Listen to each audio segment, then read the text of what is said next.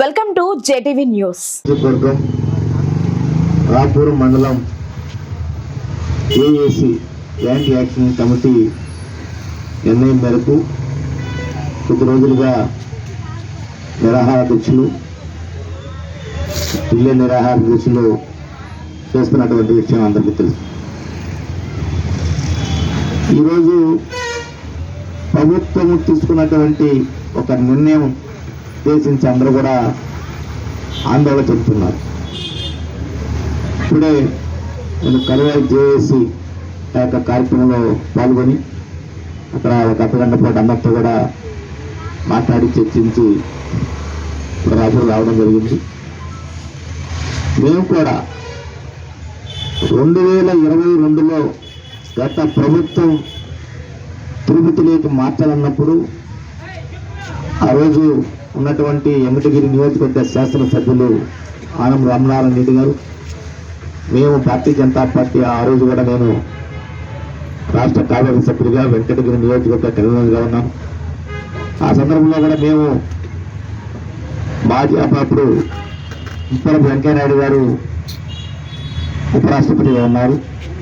మేము కూడా ఆయన వారి దృష్టి కూడా తీసుకెళ్ళాం, గవర్నర్ గారితో మాట్లాడాం. అప్పుడు మరలా వాళ్ళు అప్పుడు గెజెట్ నోటిఫికేషన్ కూడా ఇచ్చి ఉన్నారు. అయినప్పటికీ దాన్ని కలువాయి రాపూర్ సైదాపురం మండలాన్ని నెల్లూరు జిల్లాలని కొనసాగించినటువంటి విషయం మీకు అందరికీ తెలుసు. మరలా ఈరోజు ఈ 3 మండలాల్ని 3 డివిజన్లో తిరుపతి జిల్లాలో మారుస్తామని చెప్పి నోటిఫికేషన్ మాత్రమే ఇంతవరకు ఇవ్వడం జరిగింది. గెజెట్ నోటింగ్గా విడుదల చేయలేదు. అప్పటి నుంచి కలువాయి మండలంలో చాలా హుషారుగా ఉద్యమం స్టార్ట్ చేశారు. నేను కూడా బాగుంటుంది, నేను ఈ అభిప్రాయాన్ని మన జిల్లాల విభజన డివిజన్ల విభజన ఆ కమిటీకి కూడా తెలియజేస్తాను. అదేవిధంగా రాష్ట్ర వైద్య ఆరోగ్య శాఖ మంత్రులు సత్యకుమార్ గారు మన పార్టీ నుంచి కూడా దాంట్లో మెంబర్గా ఉన్నారు, వారికి కూడా తెలియజేస్తాను. మనం చీఫ్ మినిస్టర్ కూడా కలిసి కూడా తీసుకెళ్తాను, పవన్ కళ్యాణ్ గారితో మాట్లాడతాను. తప్పకుండా మీకు న్యాయం జరుగుతుందని చెప్పి వాళ్ళు అయితే హామీ ఇచ్చారో ఈ సందర్భంగా ఆంధ్రప్రదేశ్ భారతీయ జనతా పార్టీ పిఎన్ మాధవ్ గారికి మనం 3 మండలాల ప్రజానీకం తరఫున ప్రత్యేక ధన్యవాదాలు, అభినందనలు తెలియజేస్తానని. ఎందుకంటే మనం మాట్లాడిన తర్వాత మనకి ఇబ్బందులు చెప్పుకున్న తర్వాత వాళ్ళు ఇమీడియట్ గా స్పందించి మనకి ఏదైతే మనకి మా ధైర్యాన్ని ఇచ్చారో అది నాకు చాలా బాగా అనిపించింది. ఈ సందర్భంగా వాళ్ళకి ధన్యవాదాలు తెలియజేస్తా ఉన్నాను. అదేవిధంగా నేను ఆ రోజు 10వ తారీఖున కలువాయికి వెళ్ళినప్పుడు వాళ్ళందరూ అడిగినప్పుడు నేను ఒక వాళ్ళకి చెప్పాను, మన సింహపురి ముద్దుబిడ్డ ఆంధ్ర ఆశాజ్యోతి ముప్పవరపు వెంకయ్యనాయుడు గారు మనకి విజయవాడలోని ఆతుకూరు చిన్నబాటి ట్రస్ట్కి 17వ తారీఖు రాబోతున్నాడు. అక్కడ వారిని కలిసి కూడా మనం వారి యొక్క సహాయ సహకారాలు తీసుకుందామని చెప్పి చెప్పడం జరిగింది. అదేవిధంగా అక్కడ కూడా వెళ్ళి వారితో మేము దాదాపు ఒక అర్ధగంట పాటు చర్చించి వారు కూడా సులభంగా చెప్పారు, అనేక విషయాలు మనకు తెలియజేశారు. ఇది మాత్రం ఇబ్బందికరమే, ఎందుకంటే మన బంధువులు మిత్రులు స్నేహితులు మన యొక్క ఆస్తులు పాస్తులని కూడా దశాబ్దాలు తరబడి మనకు నెల్లూరులోనే ఉంటున్నాయి. తమ నెల్లూరులో మనకు అవినాభావ సంబంధాలు ఉంటున్నాయి.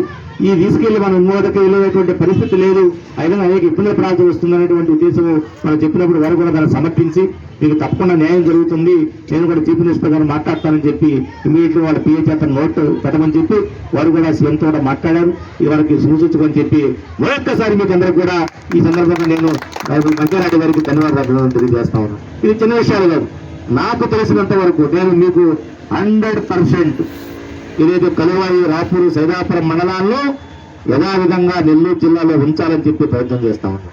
దాంట్లో భాగంగా ఇంకొక విషయం కూడా నేను చెప్పాను కూడా అందరూ కూడా. రేపు 2026 కావచ్చు 2027 కావచ్చు అసెంబ్లీ పార్లమెంట్ పునర్విభజన జరుగుతుంది. ఆ జరిగేటప్పుడు మా 3 మండలాలు ఏ నియోజకవర్గానికి వస్తాయో ఆ నియోజకవర్గం ఏ జిల్లాలోకి వస్తుందో అప్పుడు చూసుకునేటువంటి అవకాశం ఉంది, అప్పుడు ఒక నిర్ణయానికి వచ్చేటువంటి అవకాశం ఉంది. అప్పటి వరకు ఈ యొక్క ఏదైతే నెల్లూరు జిల్లాలో ఉన్నాయో ఈ విధంగా కొనసాగించండి, మమ్మల్ని ఇబ్బంది పెట్టకండి అని చెప్పి కూడా ఈ సందర్భంగా నేను నారా చంద్రబాబు నాయుడు గారికి ప్రభుత్వం దృష్టి కూడా తీసుకెళ్తున్నాను. వారు కూడా సదాభిప్రాయం ఉంది, వాళ్ళు కావాలనో మన ఇబ్బంది పెట్టాలనేటువంటి ఆలోచన కాదు. వాళ్ళ ఆలోచన అయితే ఒకటే, ఒకే డివిజన్ ఉంటే బాగుంటుంది, ఒకే జిల్లాలో నియోజకవర్గం అంతా ఉంటే బాగుంటుంది అనేటువంటి సదాభిప్రాయంతో వాళ్ళు నిర్ణయం తీసుకున్నారే తప్ప ఇక్కడ ఉన్నటువంటి మన యొక్క ప్రజలను ఇబ్బంది పెట్టాలనేటువంటి ఆలోచన వాళ్ళకి లేదు. నిర్ణయం బాగున్నప్పుడు కూడా మనకి ట్రాన్స్పోర్ట్ విషయంలో కావచ్చు, ఇక్కడ నుంచి దూరం కావచ్చు, అక్కడ కూడా మన ఇబ్బందులు కావచ్చు, అవి దృష్టిలో పెట్టుకొని మన అందరం కూడా ఏకతాటిపై కులాలు, మతాలు, వర్గాలు, వర్ణాలు, పార్టీలు పక్కన పెట్టి అందరూ కూడా జేఏసీ ద్వారా నిలబడి మన యొక్క ఉద్యమాన్ని మనం పూర్తి స్థాయిలో చేస్తే తప్పకుండా పరిశీలించి మనకి 3 మండలాలు కూడా మనకి యథావిధంగా నెల్లూరు జిల్లా కొనసాగించేటువంటి అవకాశం ఉంది. ఇక మేము ఈ మధ్య అందరూ కలిసినప్పుడు కూడా అందరూ కూడా సుముఖంగా ఉన్నారు. మీరు అందరూ కూడా అర్థం చేసుకోవాల్సినటువంటి అవసరం ఉంది. అలా కాకుండా ఎవరు అనుకుంటారు, నువ్వు అనుకున్నా